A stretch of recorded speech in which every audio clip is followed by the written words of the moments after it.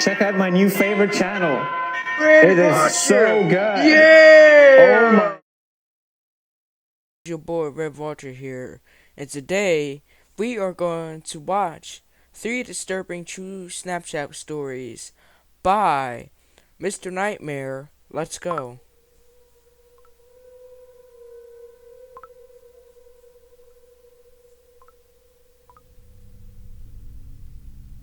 I used to use Snapchat a lot last year and the year before. This story takes place during the summer of 2015 when I was 14 years old. I would Snapchat this one friend of mine regularly. We were both on each other's best friends lists. I'll call him Ben for this story. One night, he hadn't snapped me in a while, so I sent him a funny picture. He didn't open it for a while, so I sent another funny photo of myself. Coincidentally, I happened to be in the app when I saw that he finally opened them. Usually he would respond within a minute, but this time he didn't respond at all. I decided to text him instead, saying, "What's up?" I got a read receipt within the minute. No response though. I didn't know what was up with him or if I did something to piss him off, but I wasn't going to beg him to respond to me, so I put my phone down and focused on something else. Eventually, I started having a conversation with one of my other friends through text, and somehow Ben's name came up, and the fact that he had lost his phone. I made sure my friend was absolutely certain that Ben was still missing his phone, and he said yes. I called Ben's house phone number. His dad picked up. I asked to speak with Ben, and Ben himself confirmed he was missing his phone. I told him somebody had his phone because they were opening his Snapchats and reading texts. He freaked out and told me to come over, but I really didn't want to. I told him I'd message them asking to return the phone. I sent a bunch of texts to the person. It said read for every single one of them, but I didn't get a text back. Instead, I eventually received a Snapchat from Ben's phone. I opened it, and it was a picture of a really weird-looking guy with a huge smile on his face. And the caption was, "Coming over." I called Ben once again to make sure he didn't have either of our addresses on his phone. To my dismay, he had both of our addresses on his phone. I received a text from the guy while I was on the phone with Ben, saying, "You're good looking." Ben didn't have Track My iPhone enabled, so he couldn't even try to track this creep. That night, I woke up at some ungodly hour. I'd say 3 a.m. I wasn't sure if something had woken me up or not, but I was somewhat positive that I thought I saw some kind of light just as I woke up. I sat up and rubbed my eyes, and realized it was really, really hot in the room, which was weird considering we had the AC on. As I turned to my window, an unexpected white flash of light filled the room, and I felt a sharp pain in my eyes which had become adjusted to the dark. I struggled to reopen my eyes, but when I could, I saw that my window had been opened, and someone was leaning half of their body into my bedroom with a camera in their hand. I screamed like a little girl in what was undoubtedly the most nightmarish moment of my life. It was a man at my window, and as I pushed myself back up against the wall, curled up in my bed screaming, I could distinguish the man's face to be the same face I'd seen on Ben's Snapchat. He struggled to squeeze himself back out the window, but he did manage to escape before my parents could enter the room. We contacted the police that same night and had them track the phone. They found the man in a house 2 miles away and arrested him. Ben got his phone back and I got peace of mind, knowing the creep would be behind bars.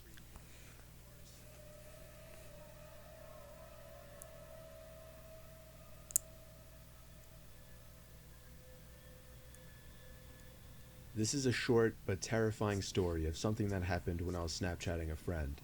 I'm pretty young, I'm only 13, still in middle school. A girl I really liked had just recently started snapping me selfie pictures, and we started messaging each other for a few nights.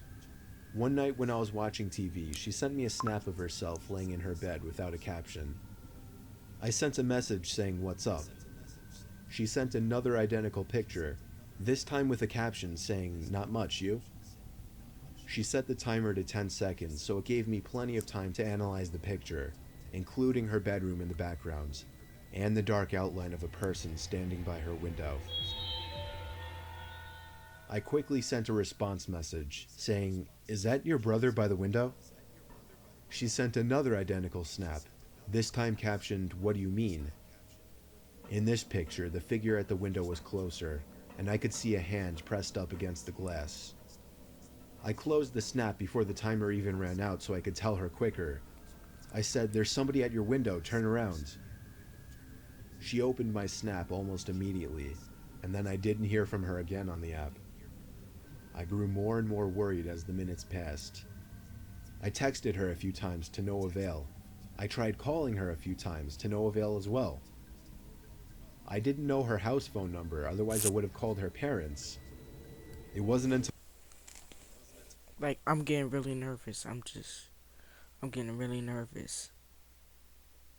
midnight when I was already laying in bed that she finally texted me back. She explained the whole situation. As soon as she looked at her window and saw the person standing there, she screamed, and that caused the person, who turned out to be a 20-something-year-old man, to open the window and jump into the room. From there, she ran to her parents' room and woke her dad, who went to her room to find nothing but an open window. It wasn't exactly a personal story of mine, but it freaks me out nonetheless, knowing that the only thing that saved my friend from whatever could have happened was the fact that I was able to see the window through her selfies, unbeknownst to the creeper at her window.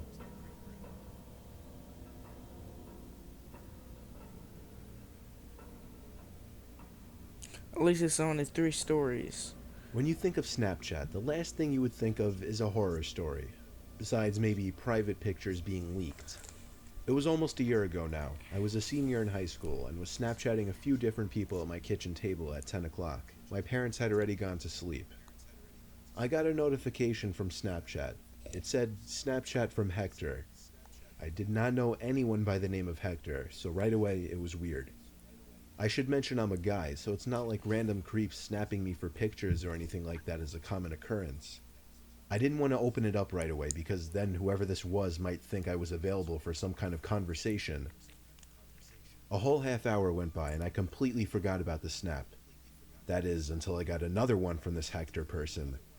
This time I opened it right away. The first snap was taken in a really dark room and somebody's face was just barely in the picture, though it was way too dark to give a clear description of the person. All I could tell was the person was a bit darker skinned. The next picture was taken outside, facing a road.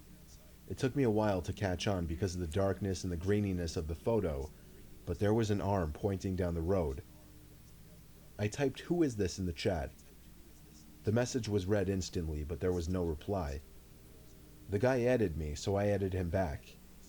His Snapchat score was literally 5, and he watched all of my Snapchat stories. 5 minutes passed before I got another Snapchat from this Hector guy. I opened it right away. This time, a picture taken in the middle of the street. However, I recognized the street he was on. He was only 2 blocks away from my house. Again, I typed, "Who is this?" I knew it was one of my friends messing with me on some kind of throwaway account. I texted a few of my friends who I thought might be doing it.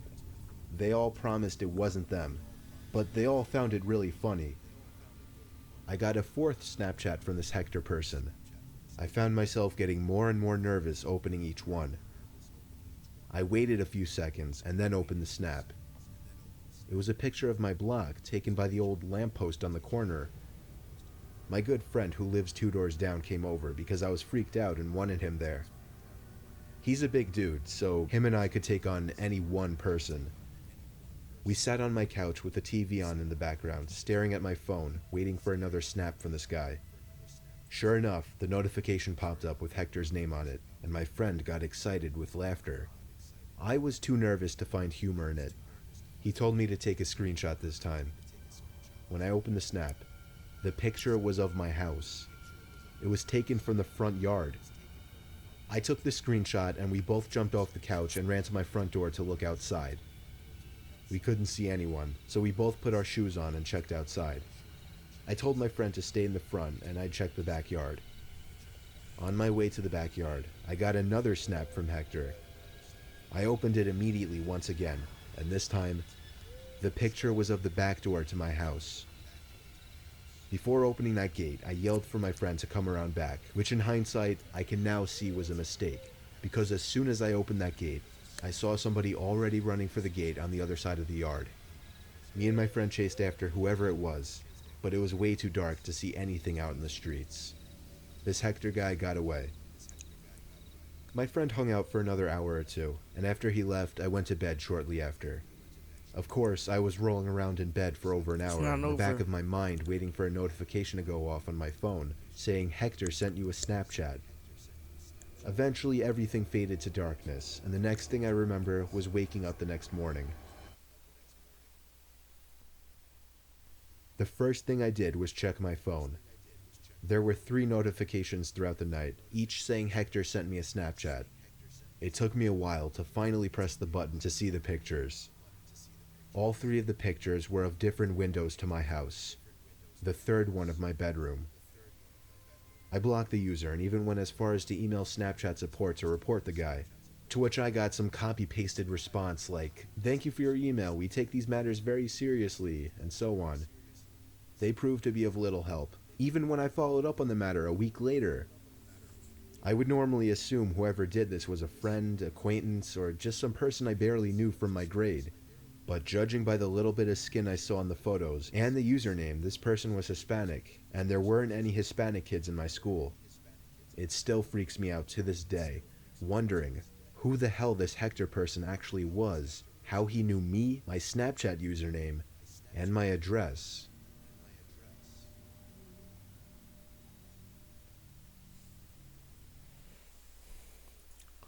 So, yeah. That was really, disturbing. So, the reason why I reacted to this is because one of my subscribers told me to. His name is Eric Forker Jr. Subscribe to him. And subscribe to me. And like this video.